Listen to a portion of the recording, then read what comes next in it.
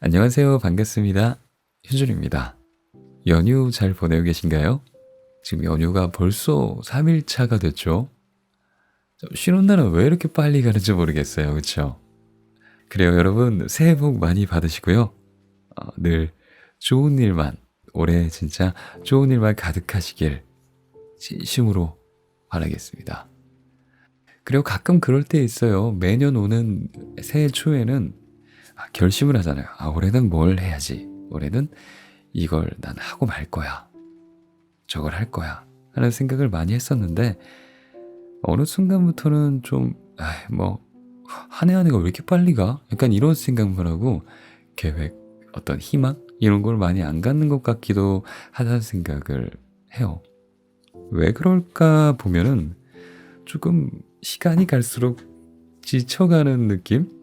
삶이 좀 버겁다. 뭔가 왜 이렇게 인생이 내 삶이 쉽지 않지? 그러니까 이런 생각이 많이 들어서 그런 것 같아요. 해야 할 건 많은데 돈이 필요한 데는 많은데 버는 돈은 적고 막 그런 운동은 해야 되겠는데 늘 맨날 실패만 해왔으니 작심삼일만 해왔으니 뭐 해도 또 이번에도 안 되겠지. 약간 이런 느낌도 많이 들고 여러 가지로 좀 그런 경우가 많죠. 한마디로 말하면 내 자체가 조금 소진되어 있다? 그런 마음을 느낄 때가 좀 많아진 형국입니다. 예. 여러분들은 안 그러시나요? 여러분들은 늘 새로운 희망이 있나요? 저 같은 경우는 좀 그랬는데, 그래서 그랬는지 이번에 윤홍균 작가님이 쓰신 마음지구력이라는 책이 저는 좀 끌렸어요. 혹시 2016년도에 나온 자존감 수업이란 책 아시나요? 약간 초록색 바탕에 자존감 수업이란 책이 있었는데 그게 굉장히 그때 인기가 많았거든요. 저도 구매해서 읽어봤죠. 자존감을 높여야겠다. 이런 생각에 읽어봤는데 굉장히 괜찮았던 책이었던 것 같아요. 그 이후로 나온 책입니다. 마음지구력. 이 책에는요, 불안하고 나약한 사람이 조금 유연하고 끈질긴 긍정성을 바탕으로 조금 긍정적인 사람으로 변화해가는 그런 기술을 담아냈다고 합니다. 저자가 정신과 전문의예요. 그래서 내방하시는 조금 연약한 내담자들이 스스로 변해가는 그런 걸 옆에서 보면서 우리 인생을 좀 성공으로 이끄는 힘은 바로 마음지구력이라는 것에 있구나 하고 깨닫게 되었다고 합니다. 나 토론 못하겠어 라는 마음을 어떻게 추스를 건지 이 책에는 그런 걸 알려줘요. 더는 못하겠어 라는 마음, 이 소진된 마음을 어떻게 추스를 건지, 그리고 이 위기와 기회가 온제된 지금 이 상황에서 우리가 어떻게 해야 하는지를 좀 명확하게 알려줍니다. 여러 비유와 사례를 통해서요. 재밌어요. 저 이런 책 좋아하는데 굉장히 고개가 끄덕여지고 소설처럼 재밌다는 게 아니라 내가 몰랐던 걸 알게 되는 재미가 있죠. 그래, 내가 그랬어 그랬던 거구나. 내가 이런 부분은 좀 이렇게 앞으로 생각하면 좀 좋겠구나 하는 그런 재미? 그게 있어요. 내 삶을 더 윤택하게 만들어줄 거고 내가 앞으로 살아가는데 방향성이 되어줄 것이죠. 여러분들도 그런 느낌을 느끼셨으면 좋겠어요. 그래서 조금 지금 소진되어 있다고 느끼는 사람들이 들었으면 좋을 만한 그런 부분을 읽어드릴게요. 그래요. 잘 들어보시고 오늘도 안녕히 주무시기 바랍니다. 새해 복 많이 받으시고요. 진짜 그냥 하는 말이 아니라 새해 복 많이 받으세요.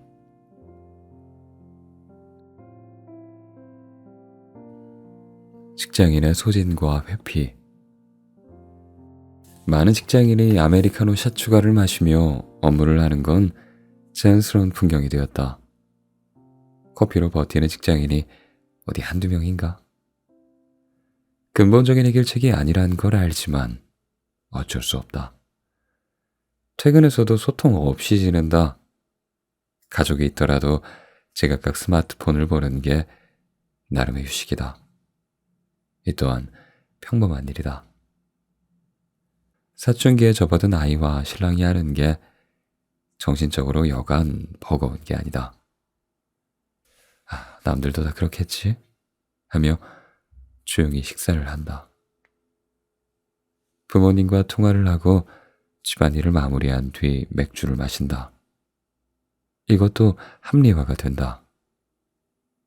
잠깐만, 이마저도 없으면 어떻게 살아? 무슨 낙으로 살아? 릴렉스도 되고 지친 나에게 선물을 주는 느낌이다. 안 마시고 짜증내는 것보다 낫지. 그렇게 스스로를 안심시키며 소파에 누워 넷플릭스를 켠다. 한참을 고르지만 막상 선택이 끝나면 눈이 감긴다. 새벽을 깨면 잠이 안 온다. 수면제를 먹자니 내일 몽롱할 것 같고, 그렇다고 박차고 일어날 기운도 없다. 도대체 언제쯤이면 이 쳇바퀴가 끝나는 걸까? 돈을 모은 것도 아니고 미래가 촉망되는 산업에 종사하는 것도 아니다. 아이의 사교육을 포기할 수는 없고 노후 대비는 막막하다. 미래의 문제는 그때 걱정하라는데 정말 그게 되면 도인이지 싶다. 잡념을 지우려고 스마트폰을 연다. SNS 속 친구들은 잘 살고 있다. 맛집도 가고 호캉스도 가고 애들도 참 야무지게 키운다. 나는 잘하는 게 하나도 없네. 우리 애는 어쩌나. 자식 걱정은 부모님 걱정으로 이어진다. 요새 여기저기 아프다는 말씀이 늘었다. 갑자기 목돈이라도 필요한 일이 생기면 어쩌지? 이 와중에 돈 걱정을 하는 자신이 싫고 해결책이 없는 배우자도 싫다. 말만 번지르르한 직장 상사도 싫고 싫은 티를 대놓고 내는 후배도 싫다. 자는 둥 마는 둥 뒤척이다가 하루가 시작된다. 언제까지 이렇게 살아야 할까? 벗어날 수 있을까? 그런 날이 오기는 할까? 학교 다닐 때는 열심히 공부했고 누구를 괴롭히거나 못된 짓을 한 것도 아닌데 왜 항상 이 모양일까? 어차피 내 인생이 내가 해결해야 할 문제인데 점점 자신감을 잃어간다. 정신 에너지가 떨어졌다고 완전히 탈진해 쓰러지는 건 아니다. 대부분은 일상생활을 유지하고 남들의 부러움도 받으며 살아간다. 그래서 마음 지구력이 바닥나고 있을 때 우리가 하게 되는 반응을 알고 있어야 한다. 문제의 중심이 소진이고 이것이 실패를 앞당긴다는 걸 알고 있어도 무엇을 체크해야 할지 모르면 어느 날 갑자기 소진에 압도되고 갑작스러운 실패나 포기를 경험하게 된다. 마음이 지쳐갈 때 우리는 본능적으로 회피 반응부터 한다. 그런데 회피의 방어 기제는 억압되고 변형된다. 앞서 말했듯이 우리에게는 근면성실의 유전자와 일중독의 경험이 내재되어 있기 때문이다. 네가 뭘 했다고 힘들어? 나 때는 말이야. 라는 말이 들릴 것 같아 떠나고 싶은 마음의 내적 표현도 허용하지 못한다. 그래서 다음 3가지 방식으로 변형된다. 첫째, 싫다는 말이 늘어난다. 회사에 계속 다니기도 싫고 그만두고 쉬는 것도 싫다. 음식을 하나 주문하려고 해도 단점만 떠올라 정하지 못한다. 애정이 식은 연인과 이대로 지내는 건 싫지만 헤어지는 것도 싫다. 이른바 싫다 다 싫다 병이다. 혹자는 이를 두고 결정장애라고 표현한다. 엄밀히 말하면 결정 회피 증상이다. 본인이 결정하면 수행하기 위해 에너지를 쓰고 책임을 져야 하는데 그럴 기운이 없다. 차라리 싫다는 감정만 내세워 부담감을 피해간다. 둘째, 질문이 늘어난다. 이게 과연 잘 될까? 이 길이 맞는 길일까? 하며 미래에 대한 질문을 던지거나 나는 도대체 왜 이럴까? 어디서부터 잘못된 거지? 하며 과거로 돌아가는 질문을 한다. 그 사람은 나를 싫어할까? 라고 남의 마음을 읽으려는 독심술을 시도하기도 하고 끊임없는 어떡하지? 어떻게 해야 하지? 를 질문하며 자신에게 퀴즈를 내기도 한다. 머릿속이 질문으로 가득 차는 건 감정의 회피 증상이다. 에너지가 바닥나면 무기력, 두려움, 억울함 등의 감정이 채워져서 괴로운 것이다. 이때 자신에게 여러 가지 질문을 던지면 호기심이라는 중립적인 감정이 만들어진다. 뇌 궁금증을 유발해 감정 중추보다는 이성 중추가 활동할 수 있도록 마음가짐을 변화시키는 자기 방어 증상이다. 그래서 지친 마음 상태에서는 독서나 공부에 대한 열망이 높아지는 경우가 많다.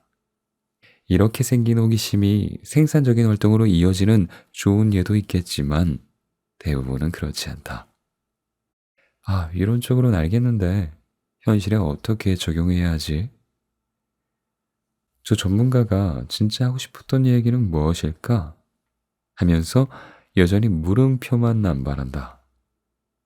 잠깐의 감정은 피할 수 있지만 쓸데없는 질문에 시달리느라 더 큰 소진으로 이어지는 것이다. 셋째, 공상이나 환상에 빠져드는 현실 회피 시간이 늘어난다. 시간을 되돌리고 싶다거나 누군가 나타나서 모든 일을 대신해 주었으면 하는 바람을 가진다.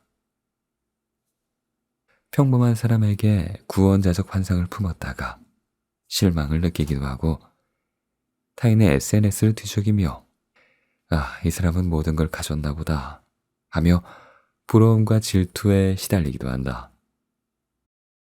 알코올이나 담배, 도박과 커피가 우리를 도와줄 거라 기대했다가 중독으로 이어지거나 의사에게 의지하면서 닥터 쇼핑에 빠지는 경우도 있다. 마음이 약해졌을 때를 노리는 사기꾼도 많기 때문에 현실 회피는 경제적 파국의 위험도 있다. 힘들면 힘들다고 중얼거려야 한다. 회피는 우리가 문제를 만났을 때 가장 먼저 하는 방어 행동이다. 햇빛이 강렬하면 인상을 찡그리고 불쾌한 냄새가 나면 숨을 참는 것처럼 인간은 불편한 걸 피하려고 한다. 이처럼 불만과 결정 회피, 끝없는 질문, 현실 회피성 의존으로 변형되기 때문에 본인이 지금 힘든지 모르는 경우가 많다. 그러니 이러한 증상이 나타나고 있으면 내가 요즘 좀 힘이 들어서 회피하고 있구나 라고 중얼거려야 한다. 그래야 자신의 상태를 인지할 수 있다. 회피가 나쁜 것만은 아니지만 현실을 외면하고만 살 수는 없다. 본인이 무엇을 힘들어해서 어떻게 하고 있는지 알고 있어야 한다. 자기 인식 없이 무의식적으로 회피만 하면 문제의 핵심을 잊어버리게 된다. 회피가 가진 방어 기제로서의 기능도 감소한다. 본인도 모르게 실패로 향한다는 것이다. 질문을 위한 질문을 하느라 친구를 진 빠지게 하고 SNS에 중독되어 시간을 낭비하는 시기다. 마음의 문제는 관계의 문제로 이어지기 때문에 소진된 마음이 소진된 집단을 만들고 다시 그 집단에서 영향을 받으면서 점차 현실과 멀어지게 된다. 일단은 내가 요즘 자꾸 지치다 보니까 피할 생각부터 하고 있었구나 라고 다시 한번 중얼거리자. 혼동하고 있는 우리의 뇌에게 현실을 알려줄 필요가 있다. 잠깐만요. 사는 게 원래 힘든 건데 왜 힘들어하고 회피하죠? 남들은 다 버티면서 살잖아요. 라는 생각이 들 수도 있다. 그렇다면 나는 이렇게 말해주고 싶다. 남들이 힘들다고 해서 당신이 힘들지 않은 건 아니에요. 그렇다. 부모님이 더 힘든 시절을 보냈다고 해서 내가 나약한 건 아니다. 설령 우리가 게으르거나 몸이 약하다고 한들 힘든 게 힘들지 않다고 우길 수는 없다. 그러니 힘든 건 힘들다고 말이라도 해야 한다. 공감해줄 가족이나 친구가 있다면 고맙겠지만 그렇지 않다면 우리 뇌에 알려줄 필요가 있다. 나는 누구지? 나는 누구인가? 라는 본질적 질문의 답이 바로 그것이다. 우리는 사실 지쳤고 그것을 회피하며 지냈다.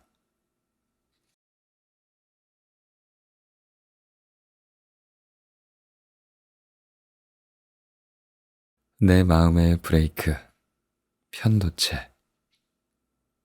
좀 더 과학적인 이야기로 들어가 보자. 열정이 식고 에너지가 떨어진다는 건 더 이상 보상 중추가 활성화되지 않는다는 뜻이다.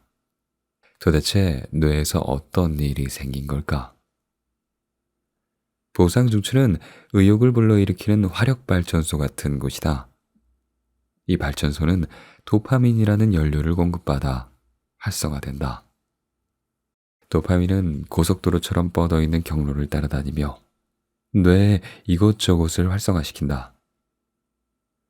보상 중추를 활성화시킬 땐 긍정적인 감정, 편도체를 활성화시킬 땐 부정적인 감정을 느끼며 전전두엽 폐지를 자극할 땐 이성적인 판단과 논리적인 사고를 가능하게 한다. 여러 부분을 돌아다니면서 다양한 일을 하지만 마음의 관점에서는 보상 중추, 편도체, 전전두엽 피질 이 세 가지가 가장 중요하니 이번 기회에 알아두면 좋겠다. 보상 중추가 의욕, 활기, 기쁨 등의 긍정적인 감정을 만들어낸다면 편도체는 불안이나 우울, 분노 등의 부정적 감정을 활성화시킨다. 그런데 편도체는 두 가지 뇌의 영역과 연결되어 있다. 첫째는 기억 중추인 해마와 닿아 있다. 그래서 부정적인 감정은 부정적인 기억을 자극한다. 직장 상사에게 질책을 듣고 창피한 감정이 느껴지면 친구들 앞에서 선생님께 꾸중을 들었던 기억이 생생해지고 동생 앞에서 부모님께 차별당했던 경험으로 이어지는 경험을 해본 적이 있을 것이다. 이처럼 편도체가 자극되면 기억을 관장하는 해마라는 부위가 부정적인 기억을 떠올리게 되는데 부정적인 감정이 자극을 받아서 한 번 더 편도체가 활성화된다. 슬플 때는 슬픈 기억이 나고 그래서 더 슬퍼지는 악순환이 일어나는 건 편도체와 해마가 긴밀히 연결되어 있기 때문이다. 둘째, 편도체는 자율신경계와도 연결되어 있다. 자율신경계란 인간의 의도대로 움직이는 게 아니라 자기들 마음대로 알아서 활동하는 신경 시스템으로 주로 생리적인 기능을 한다.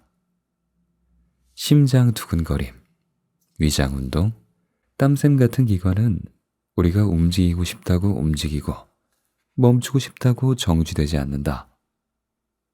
인간이 땅을 소유하고 재산권을 행사할 수 있지만 그 땅에 비가 올지 눈이 올지 바람이 불게 될지 컨트롤할 수 없는 것처럼 인간의 몸이지만 인간의 말을 듣지 않는 신체 기관이다. 이런 자율통제 시스템 때문에 불안할 때 심장이 제멋대로 두근거리고 긴장하면 화장실에 가고 싶고 무섭고 두려울 때 털끝이 곤두서면서 식은땀이 흐르는 것이다. 편도체와 자율신경계의 긴밀한 연결 때문이다. 그래서 공황 증상을 앓고 있는 사람들에게 그거 신경 쓰지 마. 마음 편하게 가지라고 라고 충고하는 건 전혀 효과가 없다. 스트레스를 받고 싶은 사람이 어디 있겠나? 자율신경계가 몸을 흔들고 흔들린 몸이 마음을 불편하게 만들기 때문에 마음을 편하게 먹는 게 쉽지 않은 것이다. 편도체가 해마와 자율신경계와 긴밀히 연결되어 있다고 해서 보상중추는 단절되어 있다고 생각해서는 안 된다. 뇌 조직은 유기적으로 얽히고 설킨 복잡한 신경회로망이다. 즉, 편도체의 연결성이 더 두드러졌다는 이야기지 보상중추는 연결성이 전혀 없다는 뜻이 아니다. 기분이 좋을 때도 기억은 선순환되며 자율신경계를 타고 신체적인 반응으로 이어진다. 기분이 좋은 날에는 컨디션도 좋고 만성 통증도 줄어들고 계속 좋은 일이 생길 것 같은 예감이 든다. 하지만 인간의 뇌는 부정적인 감정을 다루는 편도체 연결망이 더 강하기 때문에 부정적인 감정에 적극적으로 반응하고 기억하도록 진화되어 왔다. 인류가 부정적인 사건에 더 민감하게 반응하는 이유는 그것이 생존에 더 유리했기 때문이다. 예를 들어 원시인 한 명이 길을 가다가 바나나 하나를 발견했다고 해보자. 얼마나 기분이 좋겠나? 마치 복권에 당첨된 것 마냥 날아갈 기분일 것이다. 하지만 그 기억을 오래 가져가는 건 위험하다. 인간에게 먹기 좋은 건 다른 동물들에게도 먹기가 좋다. 그 바나나 밭으로 계속 채집을 간다면 아마도 곰이나 침팬지 같은 경쟁 관계에 있는 맹수에게 공격을 당할 위험도 같이 늘어난다. 반면에 독사나 사자 무리를 만났다면 어떨까? 그 정보는 평생 기억해야 한다. 그래야 위험을 피해갈 수 있기 때문이다. 절대 그 길로 가서는 안 된다는 사실을 생생하게 기억해야 하고 사랑하는 사람들에게 알려줄 수 있을 정도로 표현 방법도 강렬해야 한다. 인간의 기억과 망각은 생존에 유리하게 학습되고 또 유전된다. 인류에게 세상은 위협이었고 그 속에서 오랜 기간 버티며 생존해왔다. 그러다 보니 우리의 신경망은 행복하고 만족하는 삶보다 위험을 기억하는 방식으로 진화해왔다. 그렇다고 해서 편도체가 활성화되는 것이 꼭 나쁜 일만은 아니다. 편도체가 있어야 멈춰라는 신호가 발생해서 우리를 위협에서 지켜준다. 마치 자동차의 브레이크와 같은 역할이다. 아이를 키워본 사람은 이해가 될 것이다. 아이를 행복하게 키우고 싶고 하고 싶은 건 모두 해주고 싶지만 막상 아이에게 가장 많이 쓰는 단어는 안 돼가 아닌가. 아이를 사랑하기 때문에 움직이는 것, 먹는 것, 만지는 것에 노를 외치게 된다. 편도체는 우리 인생의 브레이크를 걸어준다. 이 얼마나 중요한 기관이겠나. 수진증후군은 어쩌면 우리를 살리려는 신호가 아닐지 모른다. 정신 에너지가 바닥난 뇌는 보상중추가 식어 있고 편도체는 활성화되어 있다. 뇌의 연료인 도파민이 더 이상 보상중추로 향하지 않고 편도체에 집중된다. 부정적인 기억과 신체 반응이 우리 몸 전체에 멈추라는 신호를 내리고 있으니 움직여지지가 않는다. 사이드 브레이크를 채우고 박힌 기어에 묶인 자동차와 같다. 보상중추뿐 아니라 이성과 논리를 간장하는 전전두엽 피질 또한 수진증후군이 오면 비활성화된다. 그래서 몸과 마음이 지쳤을 땐 현실적인 판단을 하지 못한다. 오로지 생리현상과 본능이 이끄는 대로 방향을 잡는다. 지구력이 약한 사람들이 충동성과 중독에 취약해지는 이유이기도 하다. 생리증후군에 시달릴 때 쇼핑과 폭식이 심해지고 육아 우울증에 걸린 부부들이 사소한 일로 다투며 원수가 된다.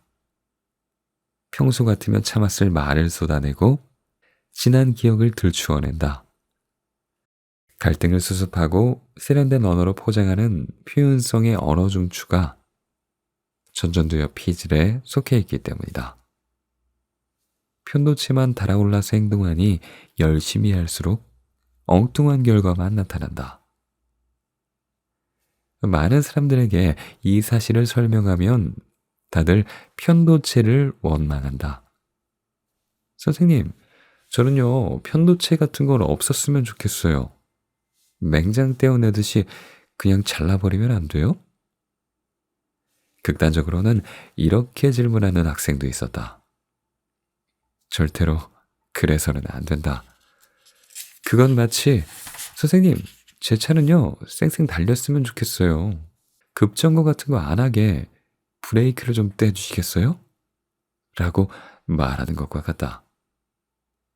아무리 달리는 것이 중요해도 제동장치 없는 자동차를 누가 타겠나? 인간의 삶도 마찬가지다. 편도체는 우리의 브레이크이며 안전장치다. 어쩌면 소진 증후군은 신이 우리에게 준 선물일지도 모른다.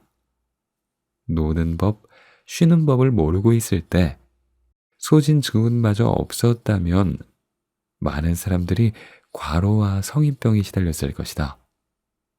일단 우리는 소진 증후군을 긍정적인 관점에서 바라볼 필요가 있다. 하지만 그렇다고 해서 무작정 낙관만 하고 있을 수는 없다. 브레이크도 너무 자주 걸리거나 심하게 잠겨버리면 실패로 이어지기 때문이다. 우리가 가지고 있는 것이기에 나쁜 것만은 아니지만 수리가 필요한 상태로 봐야 한다. 잦은 급발진과 급제동 사이에서 우리의 뇌는 병들어가고 있다. 결국 정답은 적절함에 있다. 적당한 가속, 적당한 감속, 그 둘 사이에 균형을 잡는 게 우리가 획득해야 할 기술이다. 모르는 사람에서 아는 사람 되기. 마음을 다친 사람들은 크게 두 그룹으로 나뉜다. 첫 번째 그룹은 자기 자신을 이해하지 못하는 사람들이다. 똑같이 우울해하면서도 이들은 더 괴로워한다. 선생님, 저는 우울할 이유가 하나도 없어요.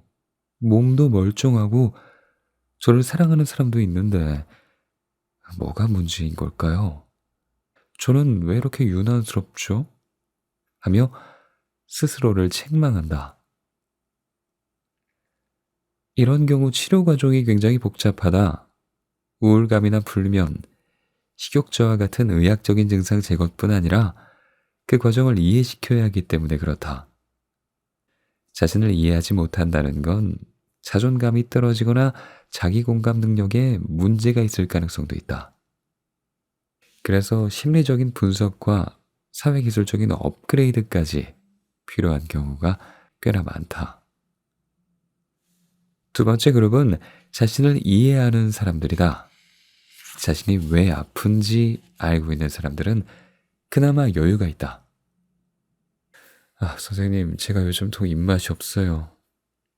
그런데 이게 사연이 좀 있어요. 얼마 전에 아버님이 쓰러지신 다음에 하면서 자신의 사연 이야기를 한다.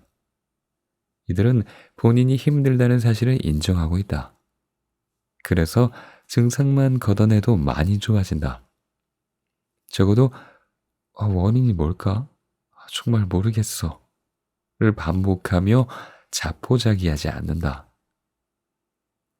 마음이 아픈 문제뿐 아니라 일에서 실패했을 때도 마찬가지다. 실패만 반복하며 벗어나지 못하는 사람들의 특징은 모르는 게 많다는 것이다. 자신이 왜 실패했는지 모르고 어떻게 대책을 세워야 하는지 모르는 경우가 많다. 실패하고 있다는 사실조차 모르고 있는 경우도 있다. 아직도 모르고 있는 사람들을 위해 핵심을 적겠다. 그동안 우리가 실패했던 이유는 바로 지쳐서이다. 그것을 요즘 말로 소진증후군이라고 부른다. 인생을 마라톤에 비유하면 소진은 다리가 풀려서 넘어진 상태이다. 그러니 얼마나 마음이 불편하겠나. 남들은 다 잘 뛰는 것 같고 쌩쌩해 보이고 나만 실패한 것 같아 괴롭다. 일이 잘 안 될 때는 자책과 비교가 늘어날 수밖에 없다. 마라톤을 뛰다가 주저앉은 사람들은 여기저기 흩어져 있어 서로를 알아볼 수가 없다. 주변에는 잘 뛰는 사람만 스쳐 지나가기 때문에 자괴감이 올라오고 혼란스럽다. 도대체 어디서부터 잘못했을까? 뭐가 잘못일까? 라는 질문이 스친다면 본인의 뇌에게 알려줘라. 내가 소진되어 있었구나. 그래서 자꾸 실패했구나. 시험에 자꾸 떨어지는 사람은 지치다 보니 시험 준비를 제대로 하지 못하는 것이다. 사랑하는 사람과 자꾸 헤어지는 사람도 지친 상태로 사랑을 계속해야 하다 보니 안 좋게 끝나는 것이다. 부모님께 자꾸 화를 내고 원망하는 사람은 인생에 지쳐서 그러는 것이고, 학교에 가기 싫은 학생도 사회가 주는 경쟁과 스트레스에 지쳐서 그런 생각을 하는 것이다. 그렇다. 앞으로도 안 될 것 같고 못할 것 같고 감정 기복과 만성 피로에 시달린다면 소진증후군이란 단어를 자주 떠올리길 바란다. 편도체의 과잉 활성화로 부정적인 감정과 이성의 기능 감퇴가 나타난 상태다.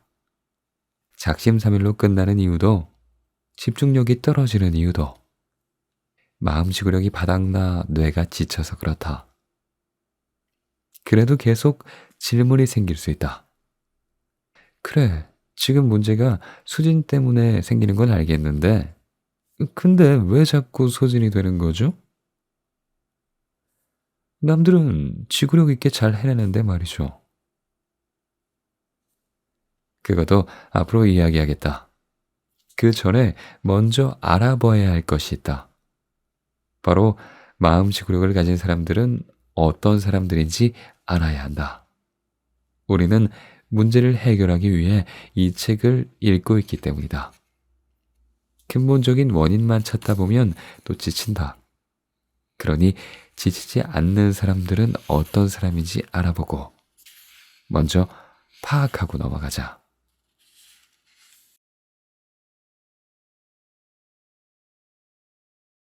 해피엔딩적 인생관. 어려움을 겪고 있는 사람이 진료실을 찾아오는 건 한편의 드라마가 시작되는 것과 같다. 여러 가지 고민 끝에 치료제를 찾아오는 한 사람, 그리고 그를 맞이하는 의사. 이 장면을 떠올릴 때 가장 궁금해지는 것이 무엇인가? 내가 내담자에게 가장 많이 듣는 질문은, 선생님, 제가 나을 수 있을까요? 앞으로 좀 달라질 수 있을까요? 이다. 이 드라마의 끝이 해피엔딩일지 새드엔딩일지 얼마나 궁금하겠나. 이처럼 치료의 성공의 유무를 판단하는 것을 예후라고 하는데, 이 예후는 여러 가지 요인에 의해 결정된다. 일반적으로는 잘 살고 있던 사람들이 치료 결과도 좋다. 똑같은 증상을 앓더라도 지능, 지지 환경, 경제적 여유, 병전 기능의 정도 등이 좋은 사람들이 회복도 빠르다.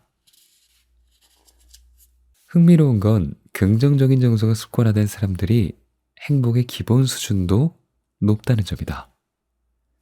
김주환 교수의 회복 탄력성에 따르면 스스로 행복하고 남을 행복하게 해주는 긍정적인 정서의 소유자가 강한 회복 탄력성을 지니고 있다고 한다. 임상에서도 지금은 아프지만 앞으로 낫겠지. 치료 결과가 좋겠지. 라고 생각하는 사람들이 치료가 잘 된다. 긍정적인 인식이 치료 수능도를 높이고 이는 좋은 예후를 만드는 중요한 부분으로 작용한다.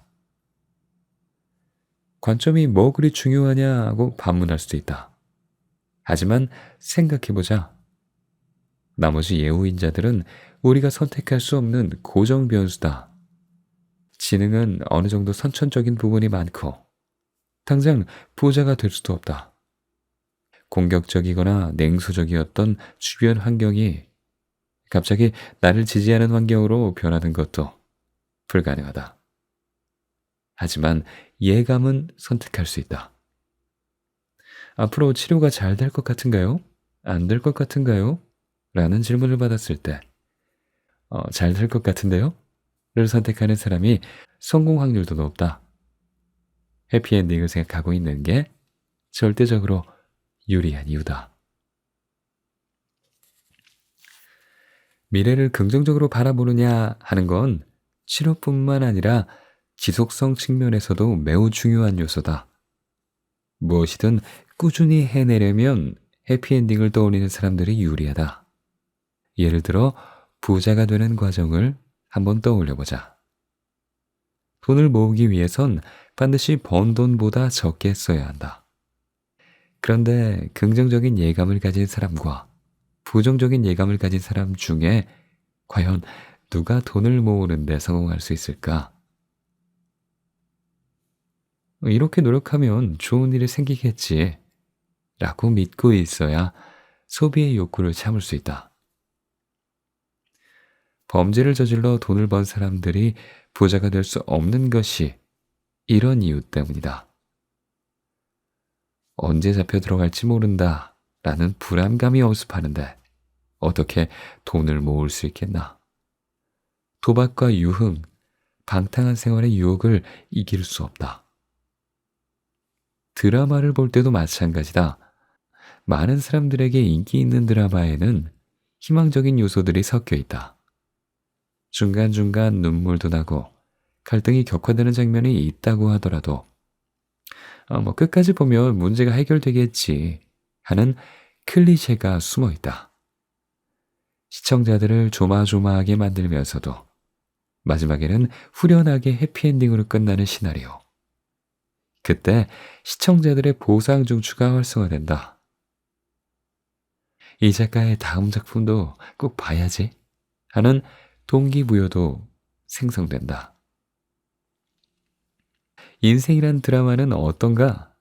새로운 사업을 준비하는데 여차저차 하더라도 성공으로 끝날 것 같다고 생각하는 사람과 처절한 실패로 끝날 것 같다고 생각하는 사람 중에 누가 꾸준히 노력할 가능성이 높을 것 같은가? 헬스클럽에서 운동을 할 때도 그렇다. 잘 되는 것 같고 잘하고 있다는 느낌이 들어야 뇌에서 내일 또 와야지 하는 메시지가 생성된다. 만일 코치가 어휴, 회원님은요 오늘도 잘 못하시네요. 다른 회원들은 지금 다 하고 있는 동작을 본인만 지금 못하세요. 라고 한다면 아무리 그게 사실이어도 환불 신청부터 할 것이다. 그렇다. 잘 될 것 같다는 예감만으로 성공할 수는 없지만 안 될 것 같다는 예감보단 유리한 자원이다. 그리고 이런 긍정적인 마인드는 어린 시절부터 축적된 주변 환경 덕인 경우가 많다. 아마 이미 너는 잘하고 있어. 괜찮아. 그 정도면 잘한 거야. 시도를 해본 게 어디야. 같은 이런 메시지를 많이 들은 사람들은 그 피드백을 내재화시킬 수 있다. 엄마라는 단어를 수만 번 들은 아기들이 엄마를 내뱉듯 자신이 들었던 응원과 격려의 메시지를 자기 자신에게 들려주는 자아가 생성된다. 힘들 때마다, 지칠 때마다 그렇게 자신에게 해주는 동기부여는 엔딩까지 끌고 가는 힘이 되고 자신을 성장시키는 선순환이 이루어진다. 외부에서 받은 응원의 메시지가 별로 없다는 건 슬픈 일이다. 야, 넌 이미 틀렸어. 너 왜 이렇게 예민해? 힘들어하고 투덜거릴 거면 하지를 마. 이런 기억이 많은 사람이 미래를 긍정적으로 생각한다는 건 정말 상당히 어려운 일이다. 부정적인 피드백이 귓전에 맴도는 건 우리의 인생을 맥빠지게 한다. 의욕을 떨어뜨리는 나쁜 친구를 어깨에 짊어지고 다니는 상태라고 할 수 있다. 아마 지금도 이런 책을 읽으면 뭐해? 나는 출발선 자체가 다른데? 라는 속삭임이 들릴지도 모른다. 이 얼마나 억울한 일인가. 이런 경우 무의식적으로 실패를 바라는 경우도 있다. 처음부터 성공이 목표가 아니라 실패를 하고 실패의 원인이 상처 준 사람들에게 있음을 밝히는 걸 목표로 삼고 난다. 그 사람들이 잘못을 인정하고 뉘우치기를 바라다 보니까 자신의 인생이 새드엔딩으로 향하는 것에는 별다른 신경을 쓰지 못한다. 그런데 막상 실패를 해도 상처 준 사람들은 뉘우치지 않는다. 사과도 하지 않고 남을 탓하는 경우가 대부분이다. 원래 그런 사람들이었기 때문이다. 좋은 얘기를 많이 듣고 미래에 대해 긍정적인 예감을 가진 사람들은 계속 그렇게 하면 된다. 힘이 되는 피드백을 준 사람들에게 감사해야 하며 계속 자신을 응원하며 살아가면 된다. 시간은 걸리겠지만 그들은 끝까지 갈 것이다. 결승선에 도착할 때까지 계속 시도할 테니 말이다. 반대로 미래가 잘 안 될 것 같다는 사람들이나 부정적인 피드백의 상처가 쌓인 사람들에겐 두 가지를 전하고 싶다. 첫째, 이미 여러분은 이 책을 읽고 있다. 이 책은 엄연히 자기계발서이며 성공과 관련된 책이다. 그런데 이미 50쪽이 넘게 읽고 있다. 당신 마음속에 부정적인 예감만 가득했다면 이 재미없는 책을 여기까지 읽지는 않았을 것이다. 당신의 머릿속에는 잘 안 될 것 같다는 생각과 염려도 있지만 혹시나 잘 되지 않을까? 하는 생각도 있다는 의미다. 당신은 지금 노력하고 있다. 그러니 내 미래가 잘 될 거란 생각도 있긴 있구나 라는 것을 인식하기 바란다. 당신의 머릿속에도 해피엔딩적 인생관이 숨어 있다. 둘째로 당신의 성공을 바라는 사람도 있다. 당신이 아는 사람 중에도 있고 모르는 사람 중에도 당신을 응원하는 사람들이 있다. 예를 들면 나 같은 사람이다. 당신에게 긍정적인 피드백을 주고 싶고 당신이 성공하는데 일말의 도움이 되고 싶다. 그리고 나와 비슷한 일을 하는 동료들은 어떻게든 당신에게 긍정적인 메시지를 보내는 중이다. 상처 주는 사람뿐 아니라 우리가 보내는 이 메시지에도 귀를 기울여 주길 바란다. 당신이 어린 시절부터 상처받는 말, 실패를 예감하는 언어에 노출되어 살아온 것은 참 유감스러운 일이다. 나에게도 책임이 있다. 나 같은 사람이 진작에 예방 사업을 열심히 했어야 했다. 그러지 못했던 점에 늘 미안한 마음을 품고 있다. 그러니 이제는 당신도 한번 반박하는 마음을 가져보는 게 어떨까? 아니야, 내 인생 함부로 단정 짓지 마. 그 누구도 내 미래를 점칠 수 있는 능력은 없어. 하며 억울해할 필요가 있다. 앞으로 수많은 컨텐츠가 전하는 위로도 느끼고 공감도 받고 새로운 에너지도 받았으면 좋겠다. 세상은 넓고 메시지는 많으니까.